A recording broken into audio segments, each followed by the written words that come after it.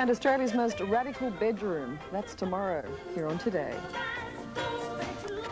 Our next guest took up needlework over 10 years ago as a therapeutic way of getting through a crisis point in his life. Robert Capes is a solicitor who spends much time, of his spare time indeed, with a needle and a thread.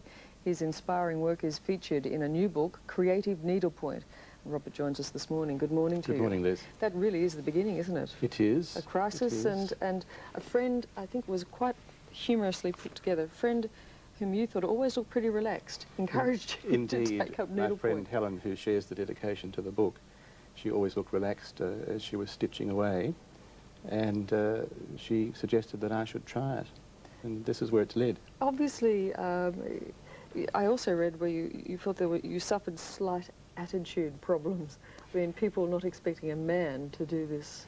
I wouldn't say that I suffered the problems. I think probably some people did or do. I'm aware that some people feel that it's not exactly a man's domain, but my response generally to that is that it is 1992, and had it been painting or sculpting, nobody would have even noticed. No, good point. But when you took up that needle and thread, what happened? Well, I think what happened basically was that I found it a very relaxing way of spending time.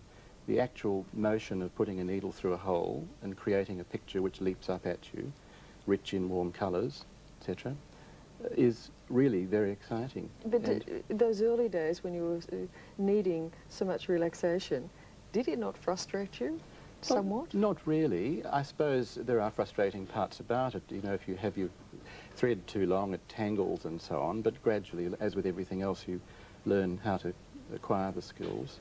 You took it even further, though. I know that you said yes. you went to some lessons, Saturday afternoon lessons. You're the only male there, and it was like kindergarten for you. It was. It was the beginning again. But you've taken the craft that step further. It's your art now, isn't it? Well, thank you for saying that. I think so.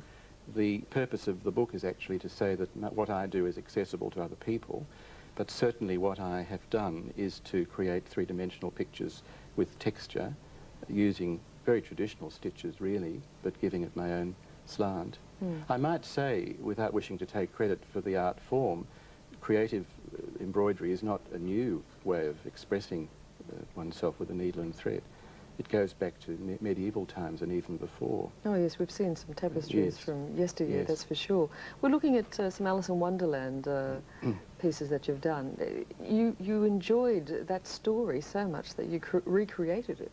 Yes, I think so. I was a child of the 50s, and I recall vividly the Walt Disney film, and those images stayed in my mind, really. And when I started to experiment with texture, it seemed obvious to me that that was a theme I should concentrate on. And I've always been interested in Lewis Carroll, whose words and ideas are fascinating, and it seemed to me that the two things together unite, a bit like Gilbert and Sullivan. The two forces created a really special message. What do you want people to do when they look at your work? Do you want them to look, or because the inclination is to want to touch? Well, I think when you say that, that's a compliment, because yes, I think it's the tactility that's important.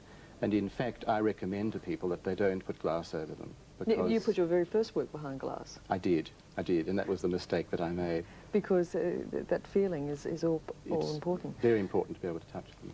Dame Joan Sutherland has written the foreword to this book, but you've also done a piece on her. Yes, I did, a portrait of her, which I was privileged to present to her in 1989. Which she says that the face wasn't 100% perfect, but it sure as hell was her. Exactly, yes. And I regarded that as a compliment too, really, because I set out to do a picture for Dame Joan, hearing that she was to retire.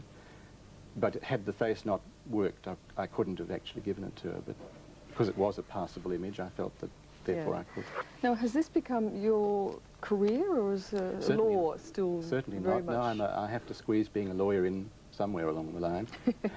So that's really what you do for a living. You're a I'm solicitor. a solicitor by day, and needlepoint man by night. Well, as often as possible.